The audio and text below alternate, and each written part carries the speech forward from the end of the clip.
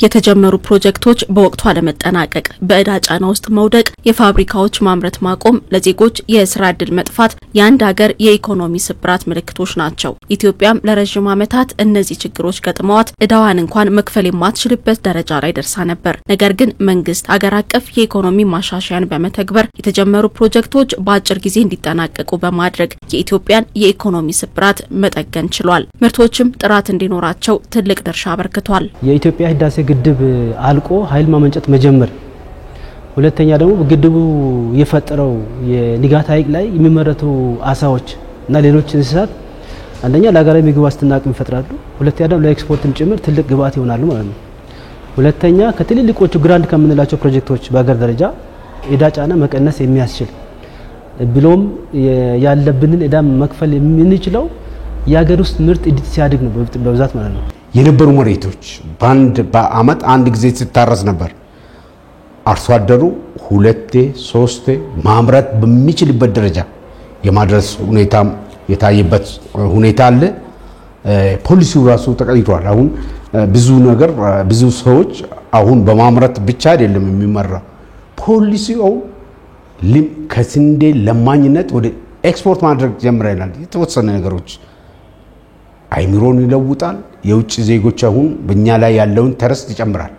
ለማኝ አይደለችም እንደ ድሮ ኢትዮጵያ ስንዴ ለማኝ አይደለችም፣ ማምረትም ትችላለች። ከዚህ ባሻገር ለምርትና ምርታማነት በተሰጠው ልዩ ትኩረት ኢትዮጵያ ወደ ውጭ ትልካቸው የነበሩ ምርቶችን በጥራትና በመጠን በመጨመር ባለፉት 3 ወራት ብቻ 2.5 ቢሊዮን ዶላር የሚጠጋ ገቢ ተገኝቷል። ከአምና በፊት ሪፎርም ሳንጀምር 2016 አመቱን ሙሉ ኤክስፖርት ያደረግነውን አማውንት በዚህ አመት በ4 ወር ብቻ ኤክስፖርት አድርገናል።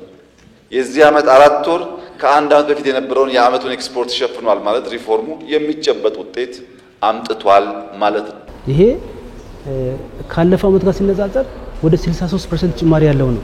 2.5 ቢሊዮን ዶላር የሚጠጋ የውጭ ምንዛሪ ገቢ ከእቃዎች ኤክስፖርት በዚህ አመት 3 ወር ካገኘን በአመቱ መጨረሻ ወደ 10 ቢሊዮን ልንጠጋ እንችላለን ማለት ነው። ይሄን በአራት ብናባዛው ማለት ነው። ስለዚህ ከዛም በላይ የሚሄድበት ሁኔታ አለ። የማዕድን ምርት ኤክስፖርት የቆመበት ደረጃ ነበር በዛን ጊዜ። አሁን ግን ማዕድንን ኤክስፖርት በማድረግ የተገኘው ገቢ ከቡና የሚበልጥበት ሁኔታ አለና እሱ ላይ መሻሻሎች አሉ። ሁለተኛ አሁን የሚመረቱ ምርቶች አሉ። ኢንዱስትሪ ማኑፋክቸር አሁን ኢትዮጵያ ታምርት ብሎ የተጀመሩ ነገሮች አሉ። አንደኛ ልብስ፣ የተለያየ ነገር ቆዳዎችን ኳሊቲውን በመጨመር ተፈላጊነታቸው እንዲጨመር ነው የሚደረገው። በተለይ በገንዘብ ፖሊሲ ላይ የተሰራው ስራ የውጭ ምንዛሬ ክምችት እንዲኖር አስችሏል። ይህም ኢትዮጵያ እዳዋን መክፈል የምትችልበት ደረጃ ላይ አድርሷታል። በመንግስት ዋጋ ቁጥጥር ስር የነበረው የውጭ ምንዛሬ አቅርቦት በገበያ እንዲመራ ማድረጉ ማለት ነው። ስለዚህ ላኪዎችም አምራቾችም በአጠቃላይ ንግድ ማህበረሰብ በቀላሉ የውጭ ምንዛሬ አቅርቦትን የትም ቦታ ማግኘት ይችላል ከባንኮች ማለት ነው። ስለዚህ የኢትዮጵያ የኤክስፖርት የእቃዎች ኤክስፖርት ንግድ ለኢትዮጵያ የውጭ ምንዛሬ እድገት ክምችት እድገት ብቻም ሳይሆን ለአጠቃላይ ሀገራዊ ምጣኔ ሀብት እድገት የሚሆን ለውጭ ብድር ጫና መቀነስ እና ዕዳ መክፈልም ጭምር ድርሻውን በማበርከት ረገድ የንግዱ ዘርፍ ኤክስፖርት ገቢ የሚገኘው እድገት በጣም ከፍተኛ ነው። ኢኮኖሚ እድገትንም ለማሳየት አንድ የመክፈል አቅም አላት የላትም የሚል ፓራሜትር አለ በኢኮኖሚክስ ህግ። ያችን አሁን እየከፈልን ያለው ዕዳ እንደ ጥሩ ማሳያ ነው። ከሚገኘው ገቢዎች አትሊስት ምንም መክፈል በማንችልበት ደረጃ ላይ ደርሰን ነበር። አሁን ግን በመክፈል ደረጃ የምንታማ አይደለም። የተጀመሩ ነገሮችንም አያለው እንደ ጥሩ ነገር ነው የሚወሰደው።